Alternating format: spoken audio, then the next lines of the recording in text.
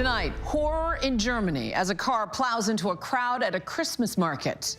The violent moment of impact captured on camera. What we know about what German authorities are calling a terror attack. Plus, we will meet our obligations for our farmers who need aid, for the disaster victims all over the country, and for making sure that military and essential services and everyone who relies upon the federal government for a paycheck is paid over the holidays. We're going to work as hard as we can to avoid a Republican-driven government shutdown. The shutdown showdown on Capitol Hill. A government shutdown would furlough hundreds of thousands of federal employees without pay just 5 days before Christmas. Initial plans failing amid pressure from Elon Musk and President-elect Trump. Can lawmakers come to an agreement in time? And executives in Hollywood weren't necessarily looking to the Bible for at least a faithful adaptation. If this is going to get done at all, I'll have to do it myself. An upward trend in faith-based entertainment. What's driving the desire for the programming? We visit the set of The Chosen to find out. Good evening, everyone. I'm Juju Chang in for Linsey Davis. Thanks so much for streaming with us. That looming government shutdown has been averted. More on that in a moment, but we begin tonight with the holiday horror overseas. A car plowed into crowds of people at a Christmas market in central Germany. Tonight, at least 2 people are dead and at least 60 others injured in what officials suspect was a deliberate terror attack. You can see the massive response from police, emergency workers, and ambulances. The car drove at a high rate of speed and mowed people down.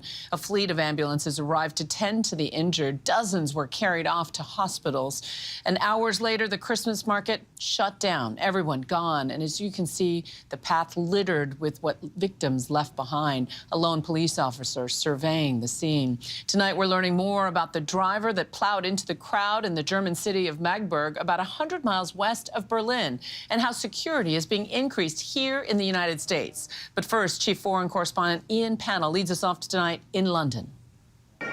Tonight, terror at this Christmas market. Horrific scenes as a festive celebration in Magdeburg, Germany ends in carnage. This is the moment a car's suddenly driven into the evening market, ploughing through the holiday crowds at high speed. The incident captured on security cameras. Terrified families running for their lives. The full video too horrific to show. Within a few seconds, dozens are knocked to the ground. The lanes strewn with bodies of the wounded, those who can rush in to help.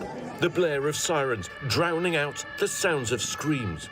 A toddler and an adult confirmed dead. At least 60 have been injured, more than a dozen seriously. The driver reportedly arrested at the scene. A bystander capturing this video, a man on the ground surrounded by police.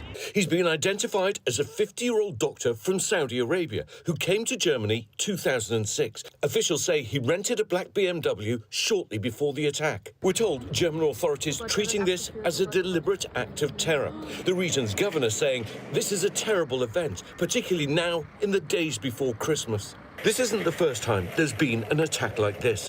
8 years ago, an Islamic extremist drove a truck into a Christmas market in Berlin, killing 13. Germany's interior minister saying just last month that there was no concrete indications of danger to Christmas markets this year, a fixture in German culture and tourist draw across Europe, but saying it was wise to be vigilant. The incident triggering a major response by police and medics. The city centre closed down.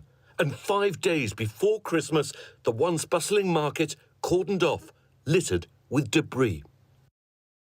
And Ian Pannell joins us now. Ian, we saw several attacks like this years ago, but authorities have taken measures to try and stop them. What happened here? Yeah, extra security measures at a lot of places across Europe, especially these Christmas markets, which are famous in Germany, in Belgium, in France, to try and stop vehicles in particular trying to access areas where large numbers of people are gathering. So there are going to be lots of questions for the authorities about how on earth this was possible. Remember, after that 2016 attack, across Europe, there have been measures to try and tighten security for people. Something clearly went terribly wrong here. And tonight, US authorities are assessing, see if there were any US citizens hurt in this attack. That's according to a law enforcement source. Juju? A tragic loss of life. Ian Pannell, thank you. And joining us now for more is ABC News contributor and former Assistant Secretary for the Homeland Security Department, Elizabeth Newman. Elizabeth, thanks for your time. Thanks for having me, Juju. Well, unfortunately, we've seen these types of holiday market attacks before. They're known as soft targets, so to speak. What sticks out to you about this specific attack?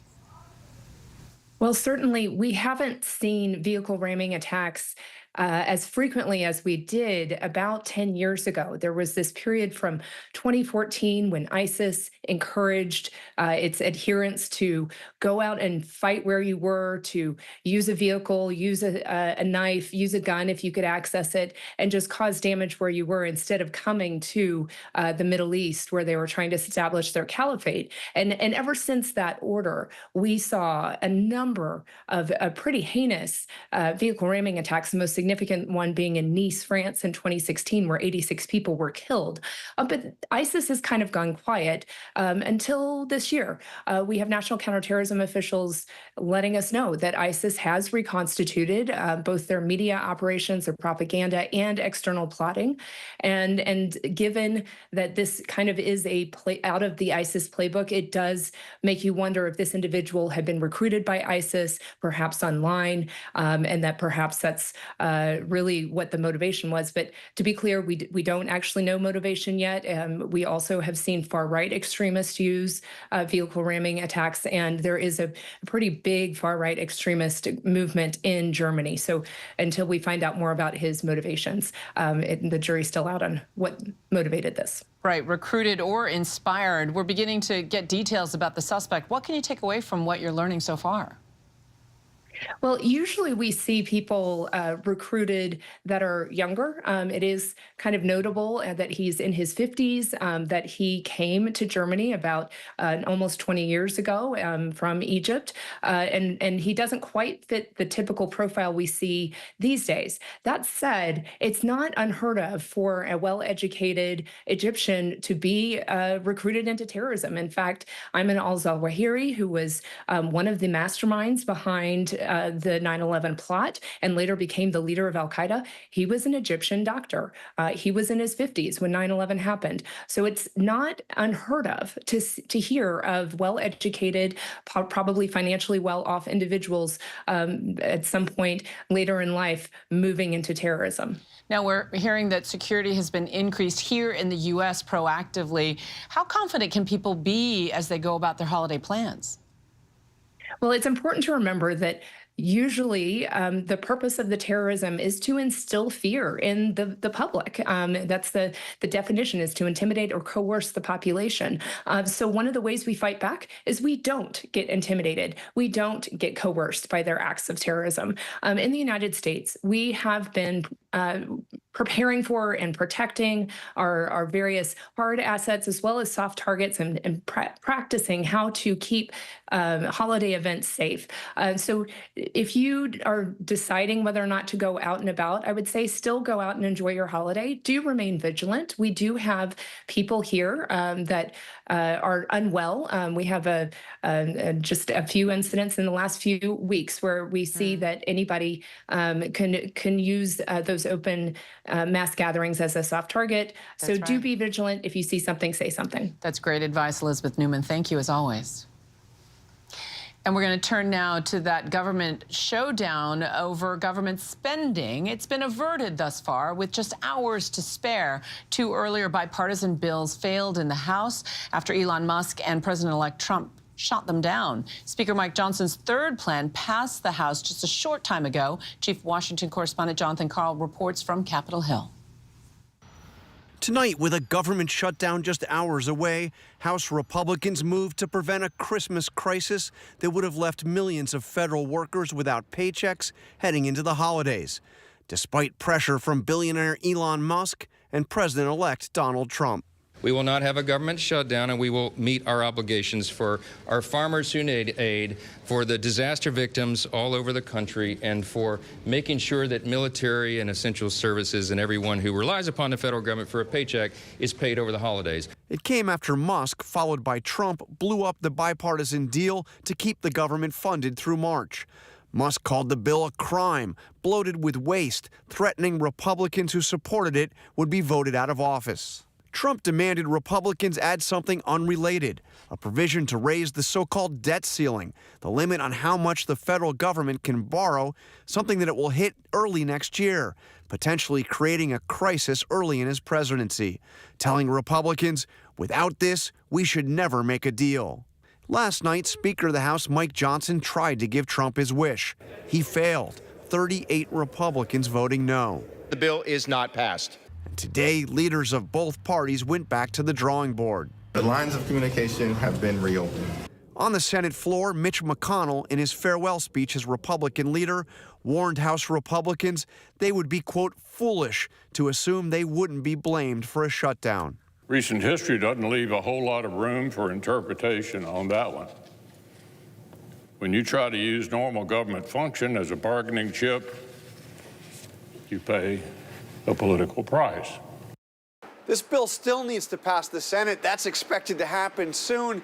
And Juju, this is just a temporary bill. It keeps the government funded just through the middle of March, and it doesn't include what Donald Trump was demanding. There is nothing in here to raise or extend the debt ceiling. Juju? And John Carl from Capitol Hill, and now R.J. O'Brien, who's been engaged in marathon coverage, joins us from inside the Capitol Rotunda. Jay, what more do we know about how this last-minute deal came together? Yeah, this was really plan C for Mike Johnson, at least, Juju. He had that initial plan. It dropped Tuesday night. As John reported there, it quickly drew the ire of Elon Musk and President-elect Trump. They had that plan B. It fails spectacularly on the House floor last night because it didn't get the requisite support it needed from Democrats. And Democrats I talked to said they did not want to give Donald Trump that thing he demanded, which was that raising of the debt ceiling, because they believe that they could use it as a political tool when it comes due early next year as a way to fight what they say is the Trump agenda, as Republicans have used the debt ceiling as a bargaining chip with Democratic administrations in the past. So then Plan C comes due. It doesn't have the debt ceiling, but it does extend government funding. It does have $100 billion in disaster relief, and it does have direct aid for American farmers. That's what passes tonight because Democrats say that they liked that Johnson took the debt ceiling aspect out of this. But what this does do is complicate things for Speaker Mike Johnson and House Republicans who did not give Donald Trump something they wanted tonight. Speaker Johnson, though, saying late tonight that he has talked with Donald Trump and Elon Musk about this deal, Juju. The drama continues. Jay O'Brien, thanks as always. We're going to turn now to the new winter storm on one of the busiest holiday travel days of the year. AAA predicting nearly 120 million people will travel at least 50 miles away from home. And snow and rain coming down in the Northeast. Meteorologist Lee Goldberg has the forecast in just a moment. For first, here's Stephanie Ramos. Tonight, dangerous travel conditions for those record number of families hitting the roads as a powerful winter storm wreaks havoc. Mangled tractor trailers on Interstate 90 near Auburn, Massachusetts. Miraculously, no one was hurt, but authorities had to close a stretch of the major highway for hours. Boston, bracing for up to 5 inches of snow. Multiple crashes reported on the New York State Thruway and near Albany. It's lost both engines. We're making an emergency landing on the highway. A small plane landing right on the Thruway. Thankfully, only minor injuries reported, but it caused major traffic jams. The system dumping more than half a foot of snow in parts of western Michigan. Overnight, the Minnesota State Patrol reporting at least 1 fatality amid hundreds of crashes, slide-offs, and jackknifed tractor trailers. And for those taking to the skies, the airports are packed coast to coast. From Philly. It's kind of crazy. I got here like an hour and a half before my flight. Figured I'd be fine, but the security line goes all the way back there. To Los Angeles and San Diego, where early morning fog led to hundreds of delayed and canceled flights and weary travelers. And Stephanie Ramos joins us now from just across the river in New Jersey. Hey, Stephanie, once the snow ends, the headaches will no doubt continue. Absolutely, Juju. So behind this system, there are plunging temperatures on the way, which is really going to keep things slick out here. But before those plunging temperatures, there's another burst of snow on the way. Juju. Stephanie, thank you. Now let's get right to meteorologist Lee Goldberg from our partner station right here in New York, WABC. Lee, how much can we expect temperatures to plummet overnight across the region? It's a big drop. Arctic air is pouring in, so don't take the storm lightly, which kind of seems like a nuisance now. With these dropping temperatures, there'll be icy roads all around the Great Lakes and into the Northeast. We're watching snow today now come downwind of the Great Lakes. We've got some steady snow in the interior across parts of Pennsylvania into New Jersey. We've had up to a few inches of snow in the Boston area from ocean effect snow. Well, that moves out tomorrow morning. The Arctic air pours in. We could have a few inches of snow downwind of the lakes from Cleveland to Buffalo, Erie, over to Syracuse. But more importantly, it's that widespread Arctic air. We're looking at sub-zero wind chills from northern New England. It'll feel like 8 degrees here in New York City on Sunday. Could get a coating of snow here by tomorrow morning, even in the 20s in Atlanta. But we're still on schedule for a thaw by the holidays. Juju, might be a few festive flakes on Christmas Eve in the Northeast. Not so much a white Christmas. Lee Goldberg, thank you as always. And with just days until the holidays, Starbucks workers' strikes are spreading across the country. It comes after Teamster union drivers are picketing outside a growing number of Amazon facilities. What's at issue in these standoffs, and will they interfere with the holidays? Here's Chief National Correspondent Matt Gutman with the latest. Tonight, just days before Christmas, thousands of workers at some of the nation's largest companies going on strike. No contract, no coffee. Starbucks baristas here in Los Angeles, as well as Chicago and Seattle, where the company is headquartered, kicking off a 5-day strike today, demanding better pay and benefits. Because we know our worth, and we know how to get there. Starbucks says the demands are, quote, unsustainable. And it's day 2 of the strike involving delivery workers for Amazon. Why are you striking now, just a few days before Christmas? Well, consumers may, next time that they look at their phone and push something, try to empathize and recognize that when they hit that order button, that there's a person on the other end of it and how they're impacted. Amazon says it has 800,000 operations employees and disputes the Teamsters' claim that 10,000 people have walked off their job. And Amazon says most of those protesting aren't Amazon employees, insisting the strike is having no effect on deliveries. Matt Gutman, thank you. U.S. diplomats are visiting Syria for the first time since the suspension of diplomatic ties at the onset of Syria's civil war back in 2012. The State Department said today envoys will seek answers on the whereabouts of missing American journalist Austin Tice, as well as talk to everyday Syrians about how the U.S. can support them. The delegation also plans to discuss the country's future with representatives of the rebel groups that toppled former President Bashar al-Assad. Well, the families of 2 teenage girls murdered in Delphi, Indiana, came face to face with their killer in court today as the judge issued the maximum sentence for the 2017 killings. Here's our Alex Perez. Tonight, the maximum sentence for the man who viciously killed 2 teenagers out for a hike on a Delphi, Indiana trail 8 years ago. Richard Allen, a local pharmacy technician, sentenced to 130 years. Justice has been served for the girls. This community has embraced our families from day one and continues to lift us up and support us. Those families today coming face to face with Allen, describing their gut-wrenching loss. Abby Williams' grandmother saying, "I wake up each day calculating how many hours until I can go back to bed. I was blind that such evil existed," said Libby German's mother. Her grandmother adding, "I hope he lives with the same fear he caused Abby and Libby in the last hour of their lives." Finally, prosecutors thanked both girls for helping solve their own murders, from the moment Libby pulled out her phone to record Allen on that bridge. Having the wherewithal to know that something wasn't right. Arguably the biggest piece of evidence that we had, that recording of their killer. And then to Abby for hiding the phone. Without the efforts from those 2 little girls, we wouldn't be here today. Our thanks to Alex Perez. The FAA has temporarily expanded its ban of drones to include 30 areas across New York State. The ban still includes parts of New Jersey and now parts of the 5 boroughs of New York City, as well as many areas on Long Island. The flight restrictions are in response to weeks of reported drone sightings across the Northeast. The Department of Homeland Security said the bans were issued out of an abundance of caution, insisting that there is no known security threat. And still ahead, a new and potentially serious warning about some child car seats. But next, faith-based programming appears to be on the rise. What's behind the interest in biblical stories brought to the screen? Our Maria Villarreal visits the set of one of the most popular shows to find out. It's tonight's Prime Focus. It became a superpower when I genuinely stopped caring about the results because there were no expectations. I mean, if it didn't work, that would have been expected anyway. So I had total freedom to tell the stories that I wanted to tell, and that freedom was the wind under the sails, for sure. On the morning of Christmas, wake up the house. For all will be stirring, especially this mouse. Gather the family for special holiday performances by Elton John, 17, John Legend, the cast of Descendants, The Rise of Red, Pentatonics, Anika Noni Rose, Andy Grammer, Carly Pierce, Disney on Broadway, and more. It's a celebration. You won't want to miss Disney Parks' magical Christmas Day Parade. Stream it Christmas Day on ABC News Live. Riley's falling asleep. Okay, crew, let's get to work. From the world of Inside Out. There's a lot of memories that need some extra processing, and we send those to Dream Productions. Please, come on in.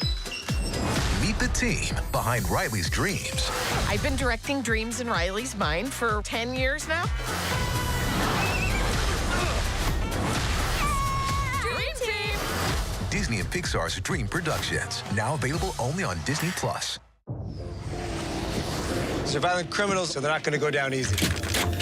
Let's get this done. Being a cop is stressful. 24/7. Every year on the job is different. You never really stop being a rookie. Because if we lose control, bad things happen. Work smarter, not harder.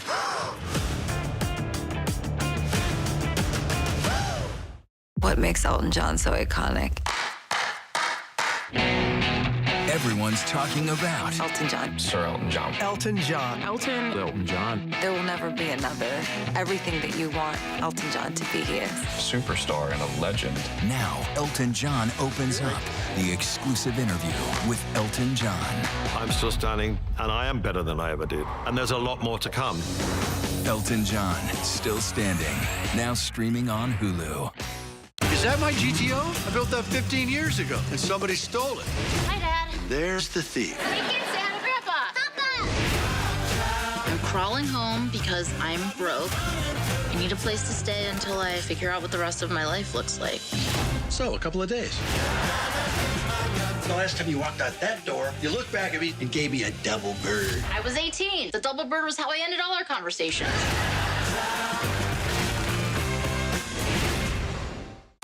All we want is to find our way home. I'll get you home. Got a crew of murderous bounty hunters. He's coming after us. We have to move fast. We have no idea who he is. You can trust me. You're a Jedi, right? Of course. What just happened? Watch this. Skeleton Crew. New episodes Tuesdays, only on Disney+. There seems to be an upward trend in entertainment, the increase in faith-based programming, bringing to life biblical stories that are thousands of years old, passed on from generation to generation and beyond. So what's fueling the desire to see Christian stories on the screen? Our Maria Villarreal visited the set of one of the most popular faith-based series, The Chosen, a drama about the life of Jesus Christ, to find out in tonight's Prime Focus. I'm going to tell you what is about to happen. The Bible's most renowned figure turned main character in a historical drama for millions to stream as people look for new ways to connect with their faith.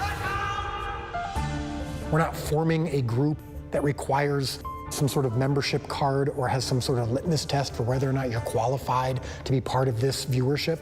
Dallas Jenkins is the creator, writer, producer, and director of what is possibly one of the most watched shows in the world, The Chosen. It has begun. What has? Miracles. A streaming miniseries that focuses on the life of Jesus Christ. And we want you to know him better. I mean, the ultimate goal is to have as many people watch it as possible. Action! Jenkins aims to have 1 billion people watch the show by making it available for free. He who has ears to hear, let him hear. And that model is appealing to viewers. The show says it's reached more than 770 million episode views in 175 countries. And while The Chosen is now mainstream, it didn't start off that way. You blind guides! Straining out an act while swallowing a camel! Executives in Hollywood weren't necessarily looking to the Bible for at least a faithful adaptation. If this is going to get done at all, I'll have to do it myself. The Pharisees were pretty upset. Sometimes you gotta stir up the water. At the time, this small streaming platform called VidAngel, they said, let's raise the money through crowdfunding. And I laughed and said, that's ludicrous, because you never crowdfund for enough money to do a show like this. Are you ready to do hard things? Yes. We will see. But they did. The show's creators say more than 16,000 people around the world gave $11 million to kickstart the series, reportedly making it one of the largest crowdfunded media projects in history.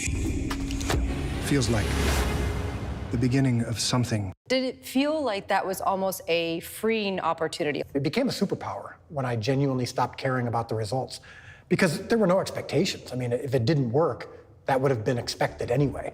So I had total freedom to tell the stories that I wanted to tell, and that freedom was the wind under the sails, for sure. That creative liberty and authenticity creating a recipe for the show's success.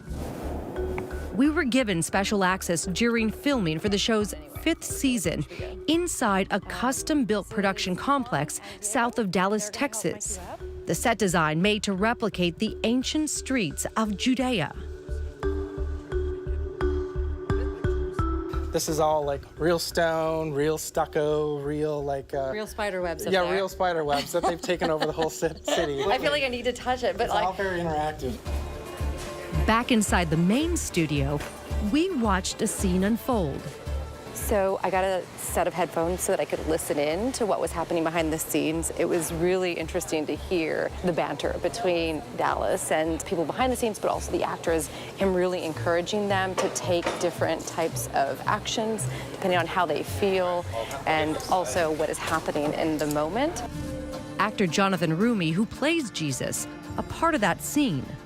How important of a role does your faith play in this kind of person? It sounds like you really do lean on your faith in order to get it right. It's the epicenter of the creation of this character for me.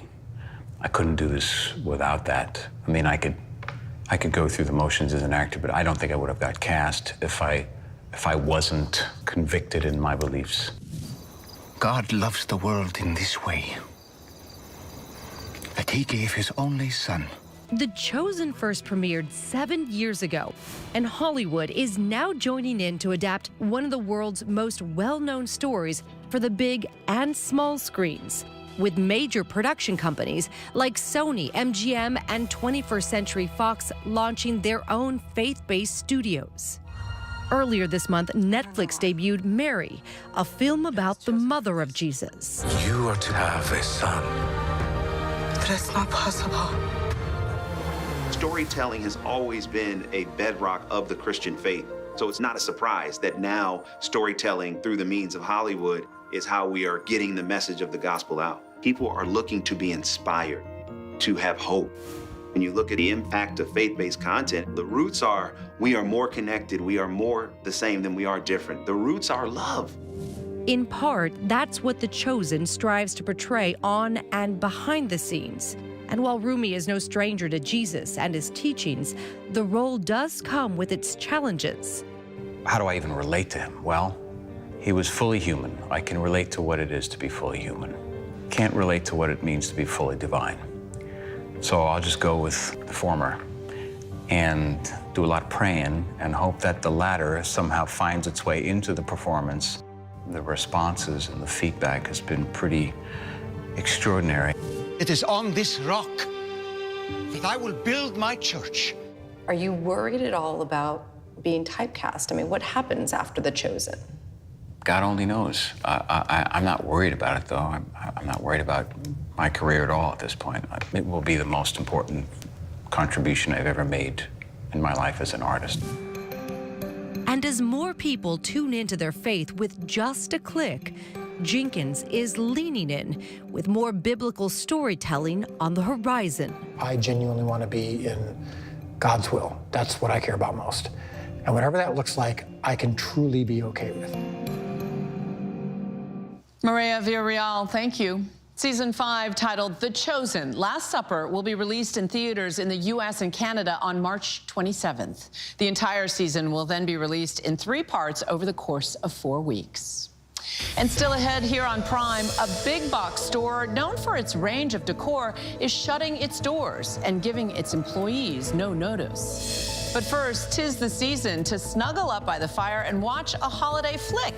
Which movies are most people putting on this season? We have the answer by the numbers.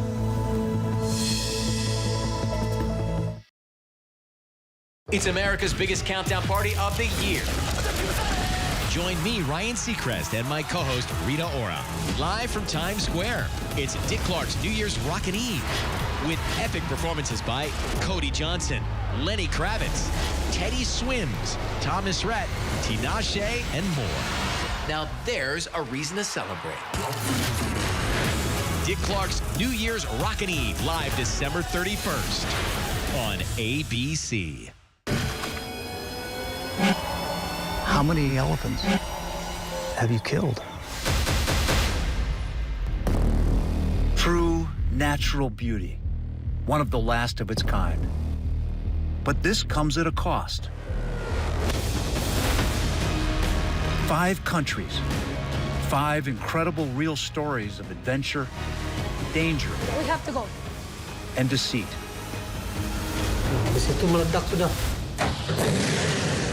Where are we going next? We got this ongoing search for the animal we've been trying to find. These are the last lands. The national parks around the world that have to be saved.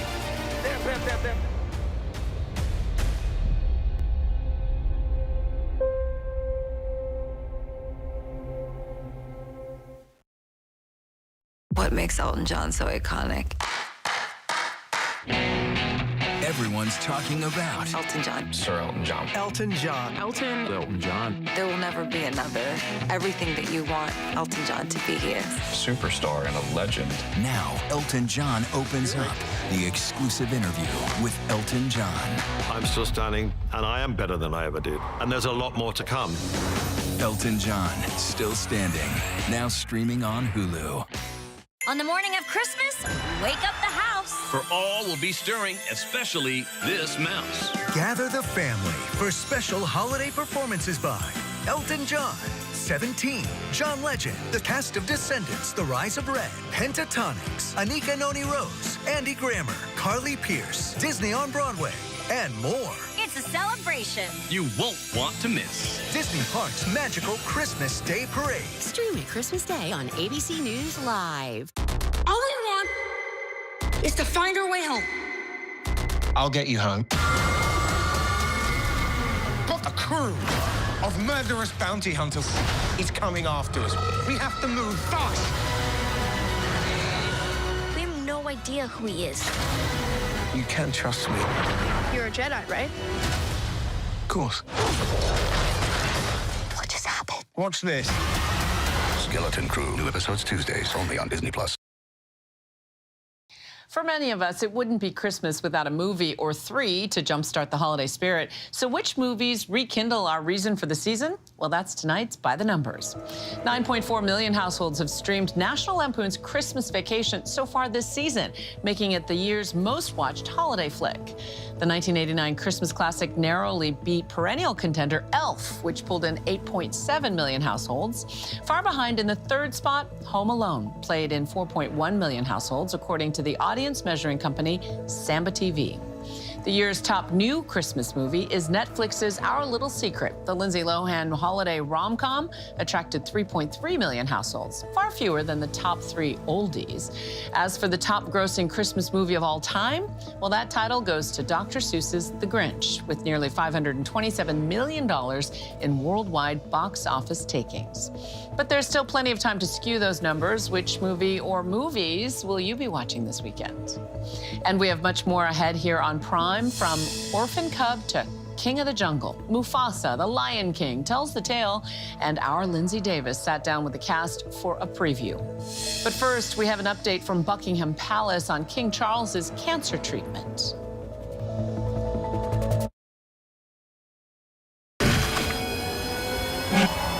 How many elephants have you killed? True natural beauty, one of the last of its kind. But this comes at a cost. 5 countries, 5 incredible real stories of adventure, danger, We have to go. and deceit.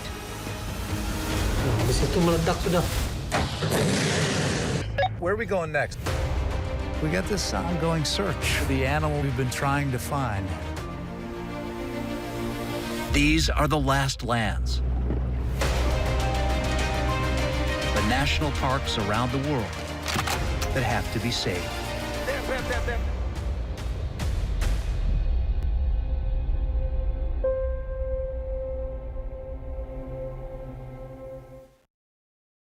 Is that my GTO? I built that 15 years ago, and somebody stole it. Hi, Dad. There's the thief. Hey, kids, say hi to Grandpa. Papa! I'm crawling home because I'm broke. I need a place to stay until I figure out what the rest of my life looks like. So, a couple of days. The last time you walked out that door, you looked back at me and gave me a double bird. I was 18. The double bird was how I ended all our conversations.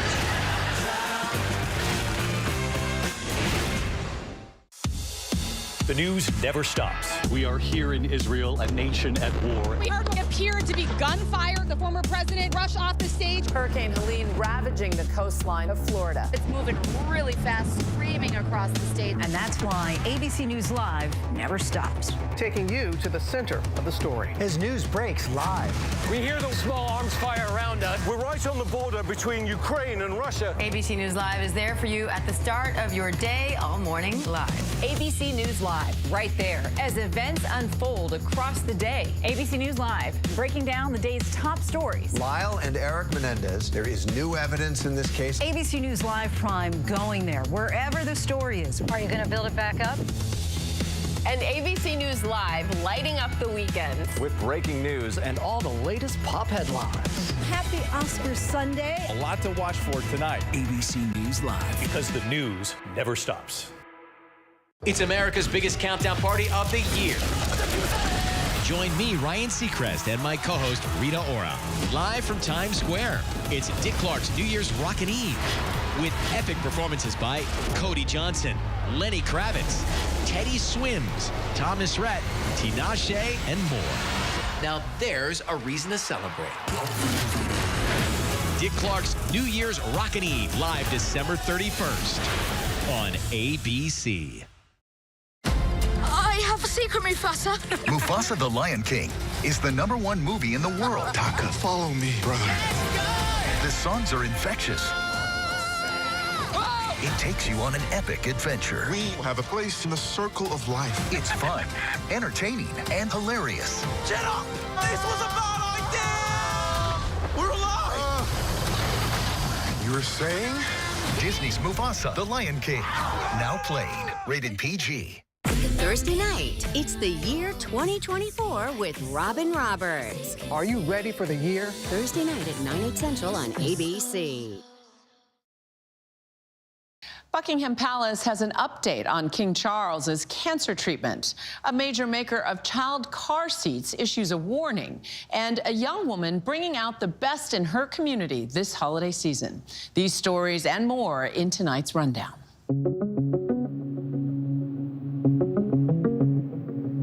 New details are emerging about King Charles's cancer battle. Buckingham Palace says the 76-year-old monarch's treatment is moving in a positive direction. In February, the palace revealed Charles, who became king in 2022, had been diagnosed with an unspecified form of cancer detected in tests after a corrective procedure for an enlarged prostate. The king is expected to continue treatment into the new year.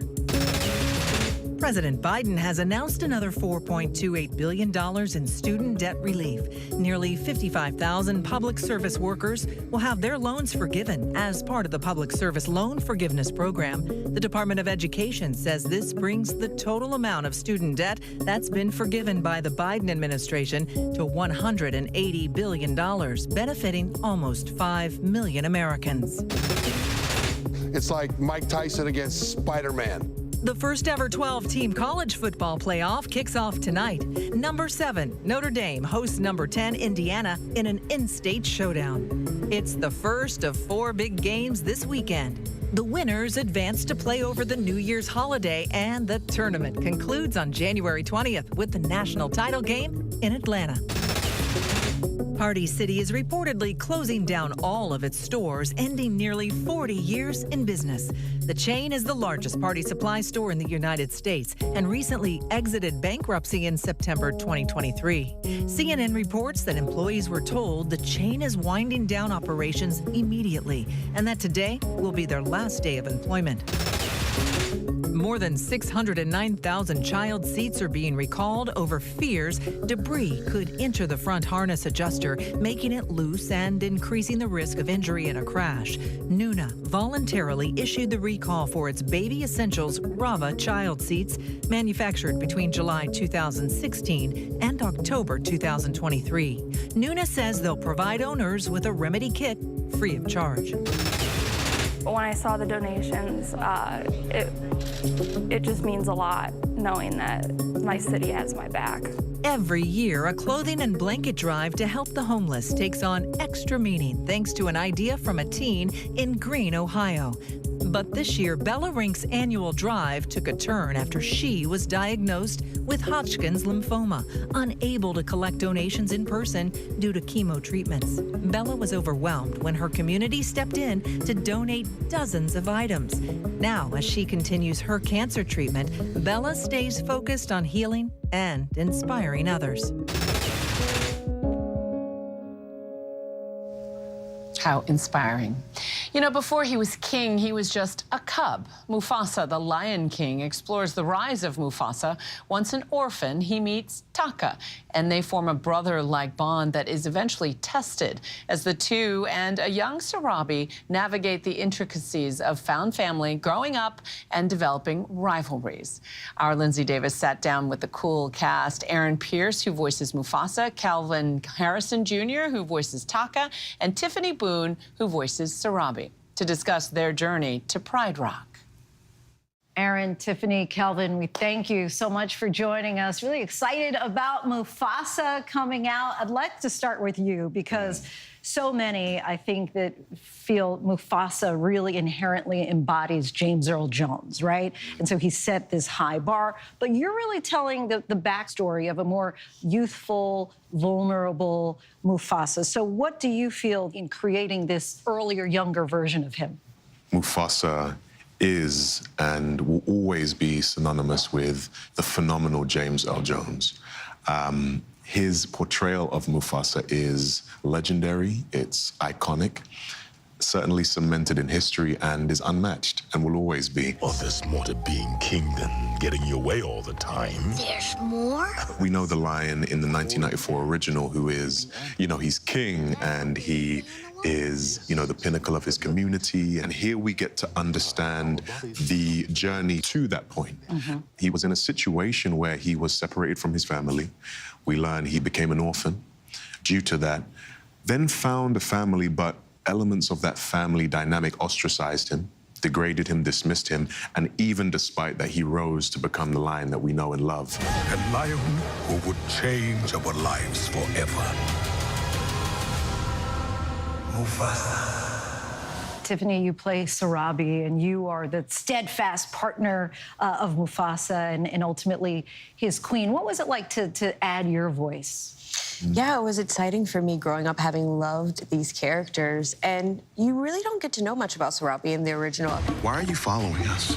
I was hoping to find my pride. My name is Mufasa. I'm Sarabi. But we all have a story before we become those things, right? And so it's fun to be able to play her in her adolescence. She's feisty. That's Zazu, my scout. Don't eat him. You get to see her be vulnerable and figuring things out herself. So I think I got to bring some more of myself and some different colors to the character that we didn't see before.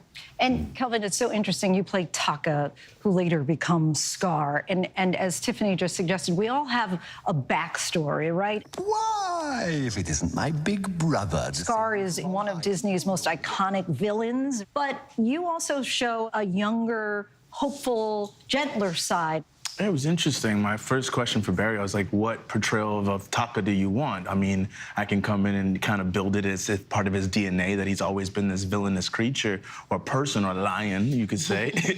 Or are we going to take the approach of showing how joyful and light he was? And Barry said, we'll just be present with Taka. And life takes a toll on you naturally. We don't have to ask for it. And that will affect him, and that will inform who he becomes. I didn't want to do this, but I command you to swim. You what? It's hard to really separate The Lion King from the music. And of course, you have new original songs from Lin-Manuel Miranda. What do you all feel that, in particular, these new songs add to the emotional connection and depth that viewers feel?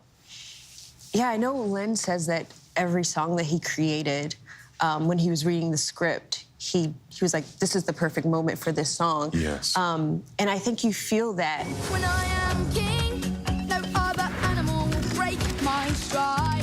When the songs begin, it comes out of a moment of like the joy or the feeling or this sorrow. My brother, oh, pray may run away, but they can't hide. Tell Me It's You. There's been a lot of Oscar buzz. Tell me it's you, I know it's you. What do I say? Where do I go? How do I know you feel the same? Tiffany and I are still processing the fact that it's been recognized in that capacity, shortlisted for an Oscar. And I think we're just being present in the moment. Yeah.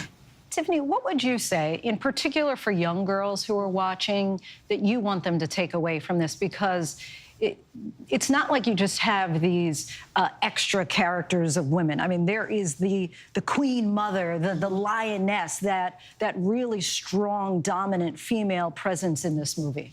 Yeah, I love that we have so many great female characters in this version. I think something that's interesting that I think maybe a lot of people don't know is that the lionesses are the ones that do the hunting. A few of us got away, but you're the only other lions I've seen. So we're nurturers, and we have the strength, and we have the smarts. I hope little girls can really see themselves in all of these characters.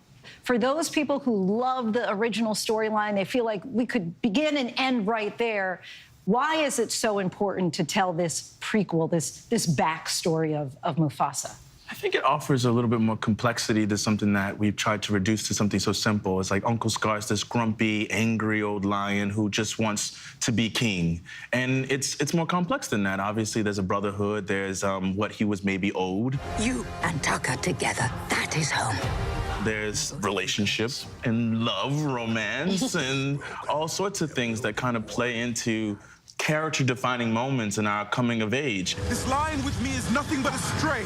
Let him go. One of the key themes, I think, here is found family. And so how does that dynamic play, in particular, I guess, Tiffany, with Sarabi, with regard to her position in the pride? She's actually not even looking for a found family. She's looking for her people, and she stumbles upon this found family, and she finds love in the process. And I think that's what happens for Sarabi, and really for a lot of the characters in this film.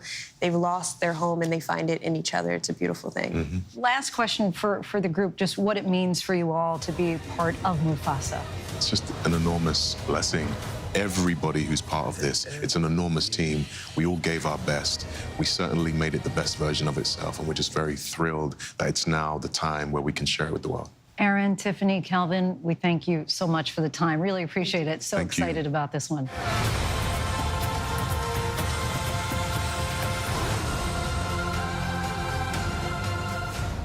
I think we're all excited. Linsey Davis, thank you. Mufasa, the Lion King, is in theaters right now. And of course, Disney is part of the parent company of ABC. A relentless detective solves crimes that push the limits of justice in the highly received crime thriller series Cross, based on James Patterson's popular novels. Actor Ryan Eggold takes on the role of the villain. Let's check it out. You're a germaphobe, aren't you? You try to hide it, but you've got a bottle in your purse right now. And you keep a bottle on your desk at work, and they're all over your apartment. How do you know that? Because I did my homework. And Eggold also recently made his Broadway debut in the critically acclaimed show, which I loved, Yellowface. And now Ryan joins us in the studio. Welcome, Ryan. Hi, thanks for having me. It's funny to see those clips back to back. I know. First of all, you are deeply creepy in the first one. Thank you. Which Thank means you very you're a much. great actor because you're not creepy at all. Yes, well, you're not the first lady to tell me that, so hopefully, yeah. Well, you spent years on the New Amsterdam series, starring as the very likable Dr. Max Goodwin. Yes. But in Cross, you are creepy, and you're a creepy villain. Definitely. In this cat and mouse game. What's it like to flex the villain muscles? Oh, so fun. Totally different and a new muscle. And, you know, when you play a character like Max Goodwin for so many years, whom I love, it was the greatest show, the greatest family for 5 years.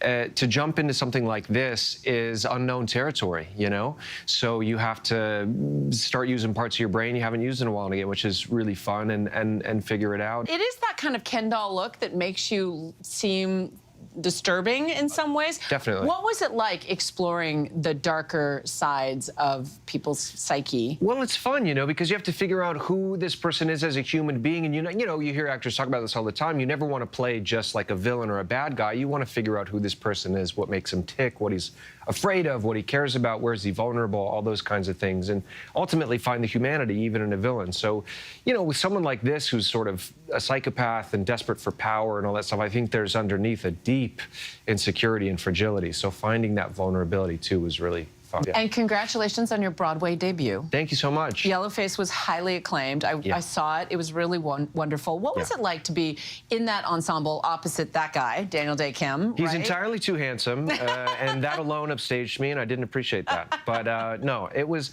I mean, you know, I've done a lot of plays before, but I've never done Broadway. So to step into that world with this production and this group of people was an absolute dream come true. It was really cool. And yet it's a satire about a pretty problematic issue. Absolutely. Representation and how it can go too far or whatever. Right. Your character is actually miscast as an Asian actor. Right. What did you learn? What did you take away? You were talking about how there's so many layers to the play. Yeah, well, definitely. I mean, it's a satire in so many ways, and it is coming at this issue of sort of racial authenticity and authenticity in casting, as you mentioned, from so many different angles. And sometimes it's poking fun of it, and we're laughing at it.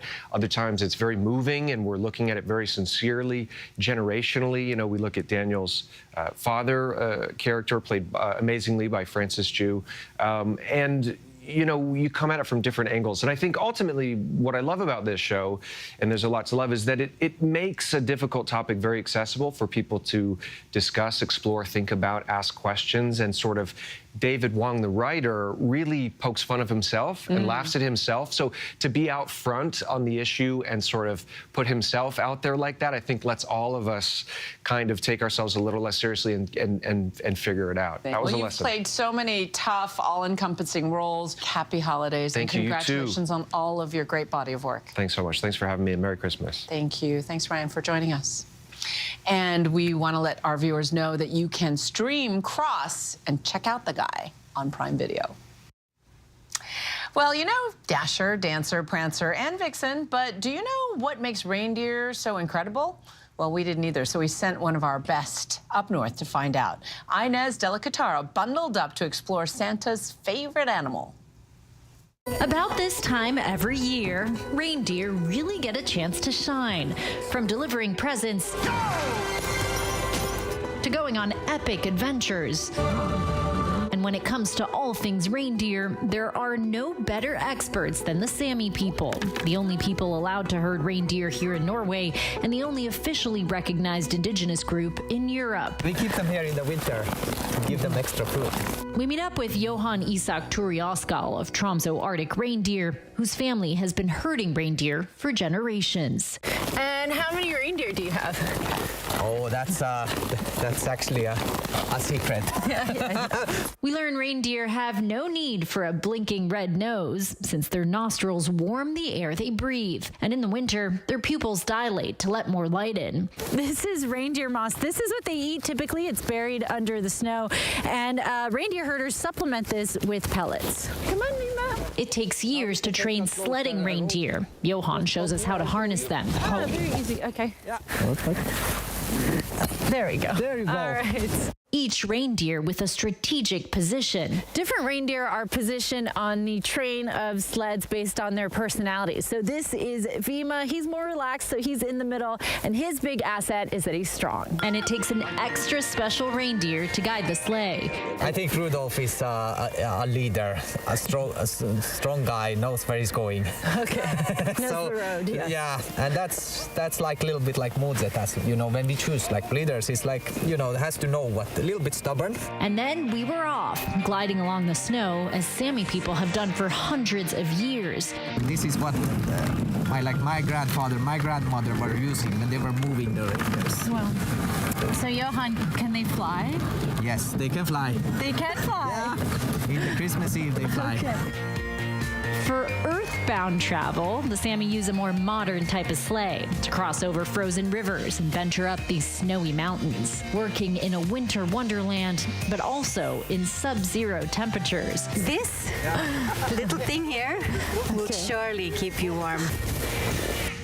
Inside, by the fire, we got to learn more about this rich and unique culture, from the traditional yoking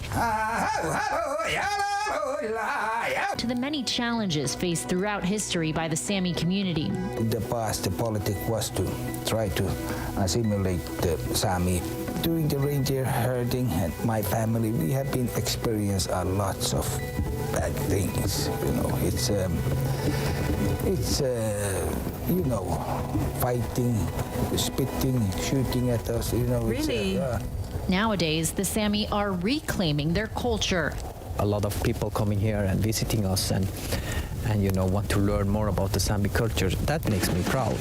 With Sami music, clothing, and history, even inspiring parts of Disney's Frozen films.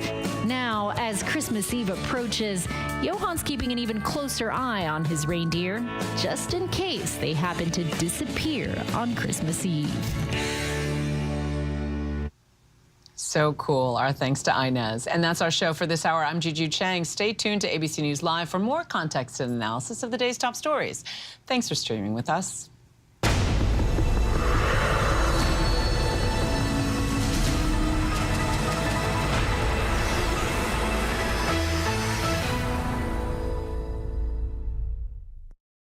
What makes Elton John so iconic? Everyone's talking about Elton John. Sir Elton John. Elton John. Elton John. There will never be another. Everything that you want Elton John to be, he is. Superstar and a legend. Now, Elton John opens up the exclusive interview with Elton John. I'm still standing, and I am better than I ever did. And there's a lot more to come. Elton John, Still Standing. Now streaming on Hulu. They're violent criminals, so they're not going to go down easy. Let's get this done. Being a cop is stressful. 24/7. Every year on the job is different. You never really stop being a rookie. Because if we lose control, bad things happen. Work smarter, not harder.